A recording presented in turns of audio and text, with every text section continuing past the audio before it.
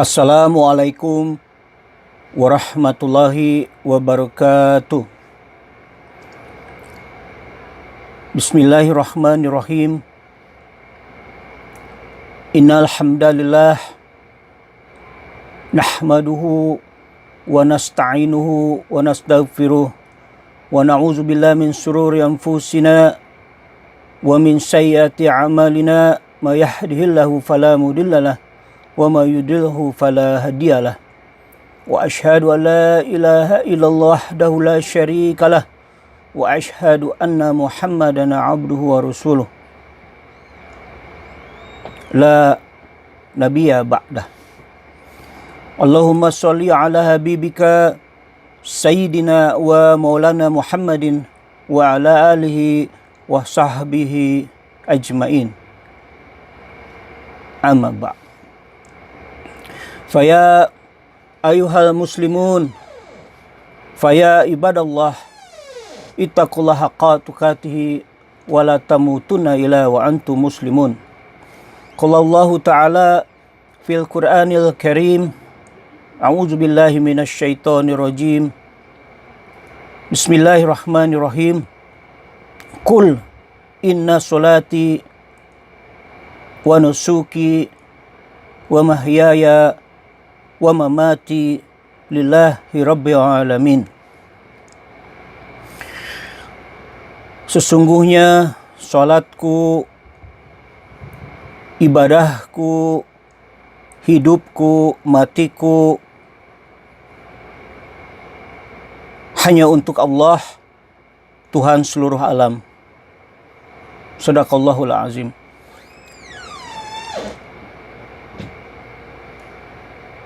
Alhamdulillahirabbil alamin, saya masih diberikan kesehatan, sehat walafiat jasmani dan rohani.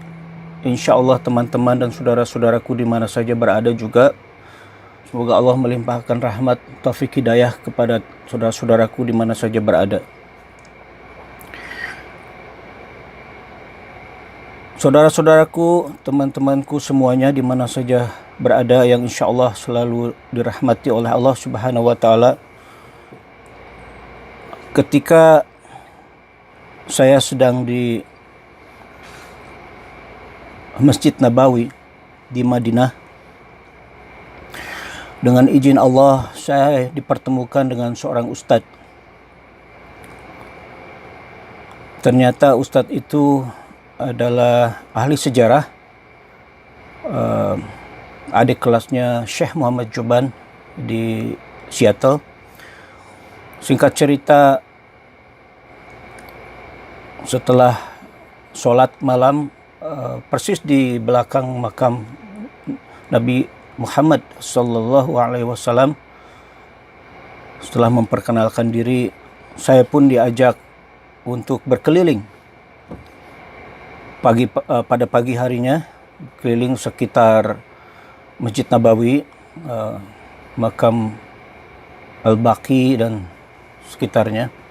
Beliau menceritakan tempat-tempat bersejarah kepada saya. Keesokan harinya ketika saya sedang mengantarkan teman saya ke klinik bersama dua teman saya melewati suatu taman. Alkisah ceritanya begini.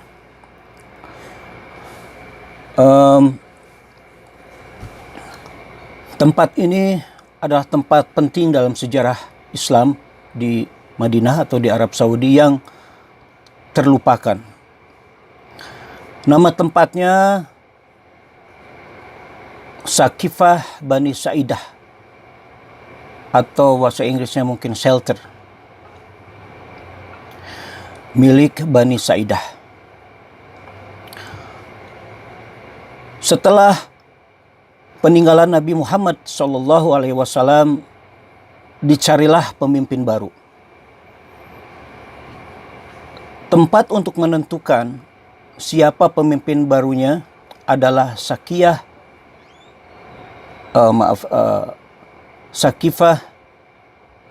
Bani Sa'idah. Namun sayangnya tempat ini terlupakan. Semoga teman-teman yang bisa berhaji atau berumrah atau kepada travel-travel supaya menunjukkan tempat ini. Dalam sejarah Islam, nama Sakifah bisa jadi dua makna. Makna pertama, Sakifah dinilai sebagai awal perselisihan umat. Kedua, ada yang menilai sebaliknya. Mengapa bisa demikian? Mari mengenal salah satu cerita penting dalam perkembangan Islam. Sakifah sangatlah berkaitan erat dengan isu suksesi sepeninggalan Nabi besar Muhammad sallallahu alaihi wasallam. Imam Ali alaihissalam dan kelompoknya, mereka berpendapat bahwa kepemimpinan sudah ditunjukkan Nabi ketika peristiwa khutbah wada di Khadikum. Ketika Imam Ali alaihissalam mengurus jenazah Rasulullah sallallahu alaihi wasallam yang dikebumikan. Dalam sejarah disebut bahwa jenazah Rasulullah sallallahu alaihi wasallam baru dikebumikan 3 hari setelah meninggalnya beliau. Sekelompok muhajir dan ansor berkumpul untuk membicarakan pengganti Rasulullah sallallahu alaihi wasallam oleh Imam Ali alaihissalam dan kelompoknya. Hal ini dianggap sebagai kudeta dan pembangkangan terhadap perintah Rasulullah sallallahu alaihi wasallam serta merusak baiat yang telah diberikan kepada Imam Ali alaihissalam. Pada sisi lain, kelompok kedua berpendapat bahwa Rasulullah sallallahu alaihi wasallam tidak menunjuk siapapun sebagai pengganti setelah meninggalnya beliau karena umat saat itu memerlukan keberlanjutan kepemimpinan. Maka terjadilah musyawarah untuk menunjuk pengganti Rasulullah sallallahu alaihi wasallam. Saat itu, setelah melewati perdebatan yang sangat alot dan panjang serta tidak dihadiri oleh semua sahabat besar, terpilihlah Abu Bakar sebagai khalifah. Nah, tempat pemilihan khalifah itu terjadi di Sakifah milik Bani Sa'idah. Ya, Sakifah sendiri merupakan tempat berkumpul bagi sebuah suku di sana ya, di Madinah, di Arab Saudi itu. Bolehlah dikatakan sebagai tempat musyawarah atau sekedar kumpul-kumpul. Kalau di Indonesia mungkin bahasanya itu balai desa ya, tempat-tempat gitu yang kayak ngumpul-ngumpul ya. Tiap suku itu biasanya memiliki sakifah masing-masing ya. Karena pemilihan khalifah terjadi di milik Bani Sa'idah, maka dikenallah sebagai Sakifah Bani Sa'idah. Di Arab itu banyak sekali suku ya. Ada suku itu bahasa Arabnya Bani. Jadi Bani itu artinya bisa berarti suku, dari anak, cucu, keturunan atau kaum. Ada ratusan, saya tidak tahu itu di Jazirah Arab ada berapa. Ada Bani Quraisy ya, ada Bani Ghashan, Bani Ghashan, Bani Asad, Bani Haf, Bani Matar, Bani Jurhum, Bani Israel, Bani Hashim dan lain-lain. Banyak sekali. Nah, jarak Sakifah Bani Sa'idah tidaklah jauh dari Masjid Nabawi Al-Munawwarah di Madinah. Ya, Al-Munawwarah artinya bercahaya ya, melekat pada kota Madinah. Ada juga yang menyebutkan sebagai Madinah Al-Madinah An-Nabi, artinya awal pemerintahan Muhammad sallallahu alaihi wasallam dan peradaban Islam. Ada juga yang menyebut sebagai Madinah An-Nabiyah, An-Nabiyah, kota kenabian. Pada kota Madinah hukum Allah mulai ditegakkan. Ya. Saat ini Sakifah Bani Sa'idah berdekatan dengan gerbang 15. Jadi ada apa tuh museum, nah sebelah sini ke sini sedikit ada namanya tuh ya gate 15 ya. Di gate 15 ini terletak di belakang Pasar Haram. Kalau waktu itu masih dibangun ya. Saya kesana kan 2015 ya. Yang saat itu sedang dibangun. Sakifah ini berbentuk taman ya. Berbentuk taman yang dijadikan tempat bersejarah oleh pemerintah Saudi, walaupun tidak begitu bagus ya, tidak apa namanya itu ya, biasa-biasa saja, tapi taman ini dirawat setiap hari. Sayang sekali ya, tempat ini tak banyak atau jamaah-jamaah atau travel-travel yang memperhatikan Sakifah dan peristiwa besar yang terjadi di tempat itu ya, dan dampaknya bagi perkembangan Islam. Jadi saya menganjurkan ya untuk ibu saudara-saudaraku semua yang bisa berhaji atau berumrah untuk datang ke gate 15 ya. Di belakangnya itu ada tempat yang namanya itu Sakifah Bani Sa'idah yang saya ceritakan tadi. Lalu ngapain aja di situ ya? Naon cenah naon kaditu gitunya kalau bahasa Sundanya.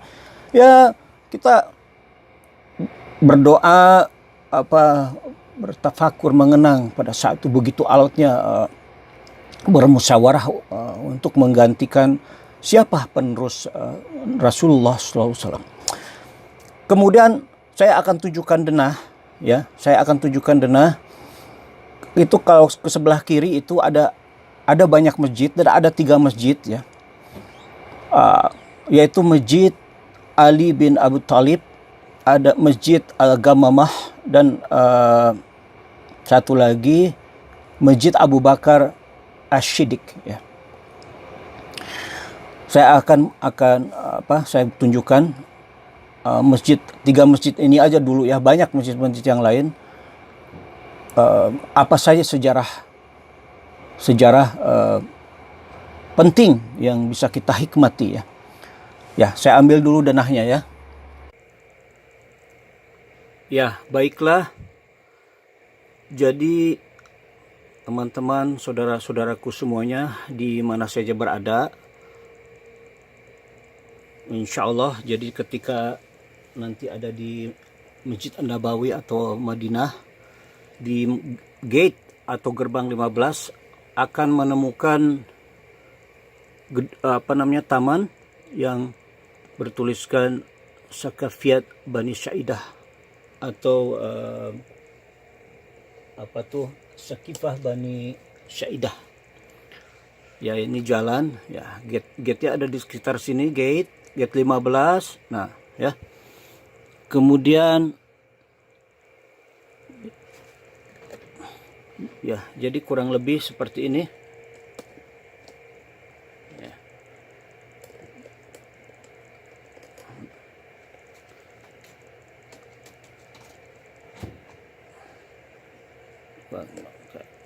Jelaskan dulu ntar ya. Nah, baiklah. Nah, ini gate 15 ya. Taman Sakafiyat Bani Sa'idah atau Sakifah Bani Sa'idah ini ya, di sebelah sini. Kalau kita terus ke sebelah sini ya, sebelah kiri ya, itu ada masjid. Ada 3 masjid yang berdekatan. Di sini ada Masjid Abu Bakar Asy-Siddiq, ada Masjid Ali bin Abi Thalib, juga ada Masjid Al-Gamamah. Ya. Nah, ini Masjid An-Nabawi Al-Munawwarah Madinah. Ya. Oke. Nah, ini kurang lebih denahnya begini ya. Jadi di depan itu jalan ya, ada Masjid Ali bin Abi Thalib di Madinah. Saudara-saudaraku, teman-teman semua, masjid ini adalah masjid pertama di mana Rasulullah Shallallahu Alaihi Wasallam menggelar sholat Idul Fitri pertama dalam sejarah Islam. Ya, ini sekitar 400 meter ya. Dinisbahkan kepada Ali bin Abu Thalib karena mungkin beliau pernah mengimani sholat kaum muslimin di tempat ini ya. Kemudian di sampingnya ini ada Masjid Abu Bakar Asy-Siddiq. Nah, teman-teman, saudara-saudaraku semuanya, disinilah masjid pertama di mana Rasulullah Shallallahu Alaihi Wasallam menggelar sholat Idul Adha pertama dalam sejarah Islam. Kemudian di sampingnya itu ada Masjid Al-Ghamamah. Ya, itu apa namanya tuh, si kubahnya ada kecil-kecil banyak sekali itu. Saya tidak tahu ada berapa buah ya. Disebut Al-Ghamamah karena ada awan atau gamamah ya, gamamah awan yang memayungi Rasulullah SAW dari sinar matahari saat beliau sholat. Sebagian orang menyebutnya juga sebagai masjid pertama Rasulullah SAW menggelar sholat istisqa ya, sholat minta hujan ya. Jadi pertama sekali sholat minta hujan dalam sejarah Islam ada di masjid ini. Lalu hujan pun turun hanya sekitar daerah masjid ya. Ya, jadi kalau ada waktu ya hanya untuk, tidak perlu mengadakan ritual apa, hanya sekedar mengenang ya, menghikmati ya, bertafakur di sana ya. Saudara-saudaraku semuanya, semoga apa yang saya sampaikan berguna untuk kita semua, karena saya ingin membuat video ini sudah lama, hampir 2 tahun baru bisa sekarang ya. Semoga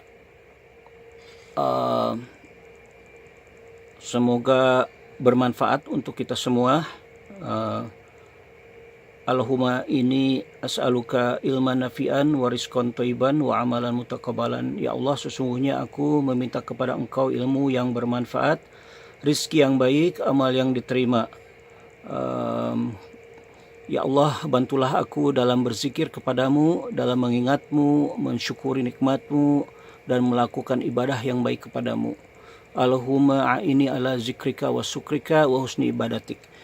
Semoga bermanfaat. Sampai ketemu di video saya yang lain. Semoga Allah menerima amal kita di dunia untuk bekal kita di akhirat, dan semoga video ini juga bisa menjadi amal jariah untuk saya di akhirat kelak ya Allah. Dan berdoa untuk orang tua, kakek, nenek kita, teman-teman kita, kaum muslimin dan muslimat di mana saja berada. Semoga kita semua ada dalam lindungan Allah Subhanahu wa taala.